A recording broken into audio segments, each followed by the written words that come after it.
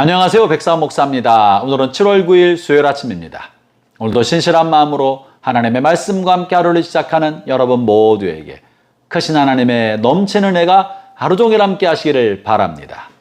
오늘 하나님의 말씀은 요한계시록 5장의 말씀이죠. 1절부터 14절까지인데요. 오늘 본문에는 보좌 위에 앉으신 하나님, 전능하신 하나님과 그 오른손에 7개의 봉인으로 덮여있는 묽고 봉인된 두루마리에 관한 환상을 보여주고 계십니다. 그리고 하나님의 오른손에 들려있는 이 두루마리 봉인을 아무도 해체할 수 없었는데 그때 어린 양 하나가 나타나서 어린 양이 이 7개의 봉인을 해체할 수 있다는 것을 말해주고 있는 것입니다. 이 봉인은 무엇입니까? 이것은 장차 하나님이 이 세상에서 행하실 하나님의 큰 일, 하나님의 심판과 공의가 땅에 세워지는 하나님의 큰 역사심과 하나님의 개입을 말하는 건데 이것은 결국 그리스도만이 이 일을 행하실 수 있다는 이야기를 말해주고 있는 것입니다.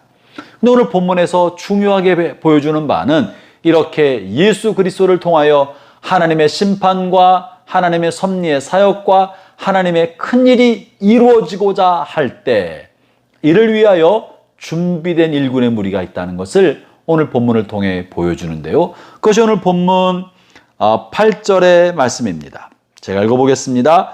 그 두루마리를 취하심에 네 생물과 24 장로들이 그 어린 양 앞에 엎드려 각각 검은고와 향이 가득한 금대접을 가졌으니 이 향은 성도들의 기도들이다.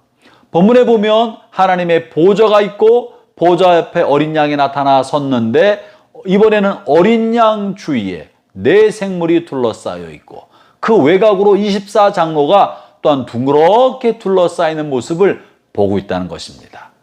그리고 놀라운 사실은 24 장로의 손에 24 장로들이 어린 양 대신 예수님 앞에 엎드려 절하며 주님을 우러러 바라볼 때 그들의 손에 두 가지가 들려 있었는데 하나는 검은고요, 하나는 금대접이었다고 말하는 것이죠. 하나님께서 봉인을 해체하도록 하여서 이 땅에 하나님의 심판과 하나님의 공의와 하나님의 사랑을 실현하도록 어린 양 대신 예수님이 그 일을 하실 텐데 예수님이 그 일을 하시도록 하기 위하여 네 생물과 24 장로가 예수님을 어린 양을 둘러 보호하며 이 일을 하도록 이끌어가고 있는데 그들의 손에 검은고와 금대접이 있다는 것이죠. 검은고는 주님을 향한 찬양을 상징합니다. 그래서 9절에 보면 그들이 새 노래를 불러 이르되 하면서 새 노래, 새 찬양을 부른다는 것을 말해줍니다. 여러분 검은고를 들고 주님 보좌 앞에 나아가십시오. 여러분의 간구와 기도가 주 앞에 상달되게 하도록 찬양으로 주 앞에 나아가십시오. 검은고의 찬양, 악기를 동원한 찬양 혹은 목소리를 통하여 하나님 앞에 드리는 찬양의 기도야말로 주님이 흠양하시는 향기고 주님이 받으시는 분향이며 주님이 기뻐하시는 예배고 제물이 되는 것입니다. 여러분의 기도와 예배에 감격적인 찬송이 있게 하십시오. 그것이 검은고입니다.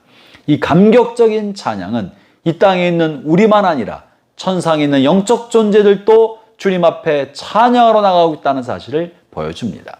두 번째는 금향로에 들어있는 향인데요. 금향로에 향이 가득한데 이 향은 성도의 기도들이다 라고 말하고 있습니다. 형제자매 여러분, 여러분의 기도는 하나도 남김없이 주님의 보좌 앞에 들려지고 24 장로들이 들고 있는 대접에 모여집니다. 여러분의 기도는 하나라도 흩어져 사라지거나 아침 안개처럼 없어지는 것이 없습니다. 여러분의 기도와 간구는 모두 하늘로 올라가 먼저는 24 장로의 손에 들고 있는 대접에 차곡차곡 쌓이고 그리고 마침내 주님께 드려지게 될 것입니다. 여기에 놀라운 비밀이 하나 있는데요. 이 금대접에 쌓여 있는 향이요. 어떻게 표현됐냐? 금대접에 향이 가득하였다. 향이 가득한 금대접이라고 말합니다. 다시 말하면 이 향이 가득히 쌓인 금대접을 주님께 내어드리는 것입니다. 이 말은 우리의 어떤 기도 제목은 그것이 충분히 쌓여야 주 앞에 상달된다는 것을 말해줍니다. 그 기도의 제목에 따라 쌓여야 할 향, 다시 말하면 기도의 양은 다르지만 중요한 건 하나님 앞에 응답받고 들림받기 위하여 각 기도 제목마다 드려야 할 분량이 있다는 것이에요. 기도에 분량이 있다는 것입니다.